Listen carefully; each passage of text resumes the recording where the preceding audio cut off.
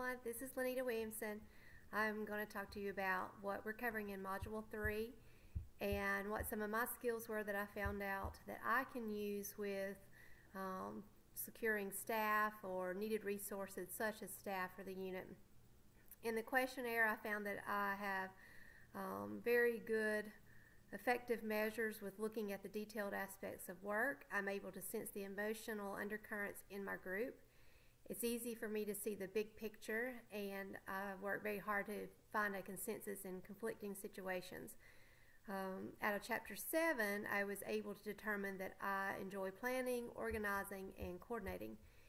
I shared in my introduction with each of you that I'm already a manager and that my job entails working with the audit defense team, operational processes, providing education, and managing the pre-admission coordinator nurses. But I am going to share a secret that I do not think I'm a good manager. Even though I'm told that I am, I feel like there's so many areas of growth that I still need to achieve, and this chapter or module that we're going over really demonstrates that the need for all of us to understand larger aspects of our job, such as Medicare, HMOs, managed cares, those types of things that would impact the business aspect. Question number 2, how would you use the published literature in the process with working with your employees or securing resources? And it also asks, how would you function if we advance to a higher level management position?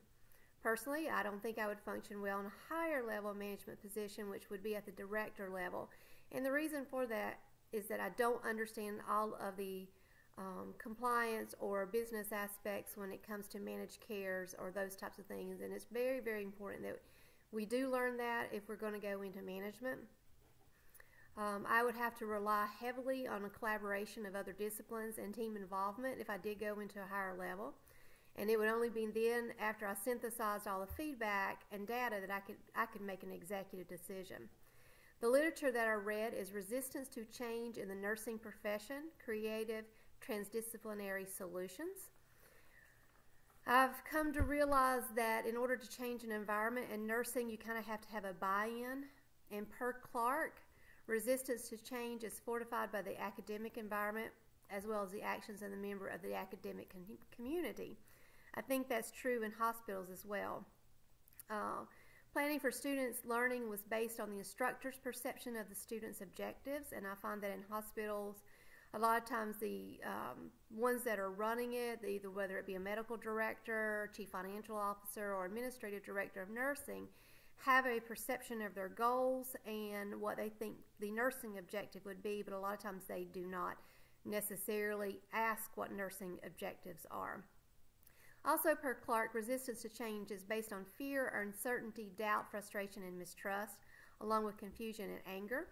I have found that that is very, very true, that many nurses have all of those emotions, and based upon the literature, the first thing that I would have to do would be to calm these emotions and create a very confident environment with the staff where they felt like that they were being part of any decision-making process, and I can tell you that is not easy.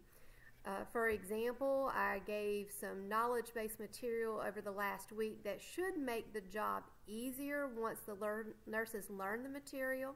It would speed up their assessments on their admission process, and the first thing that they told me was, oh, so this is going to be more work for me. They became really frustrated. They didn't trust that it would make it easier on them. There was a lot of doubt and uncertainty and fear, and my problem was that I had all of the conversation about what was needed in knowledge base behind the scenes with multiple disciplines from multiple areas, but because all nursing staff was not privy to that information, they didn't trust the knowledge that was coming back to them and what was to be expected.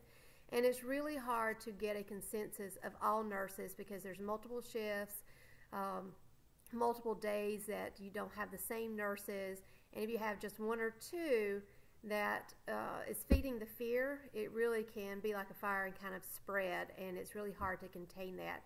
So learning to plan and organize and get cooperation and collaborate with them would be the first thing that I would do at a higher level.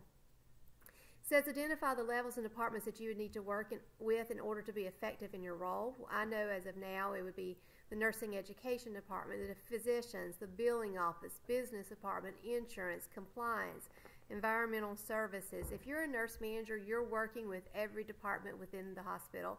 It takes every piece of the wheel to keep it running and to keep it going. It's a lot of discussion, a lot of interchange between departments. And because of that interchange, my preference is actually a horizontal structure. And the reason being is I like having specialists or professionals with a lot of expertise in the different areas that's on a lateral playing field, meaning we can all come to the round table, bring our expertise together, and then as we address things together inside and or outside of the organization, it's much more cohesive and it's a stronger front and makes us look more professional.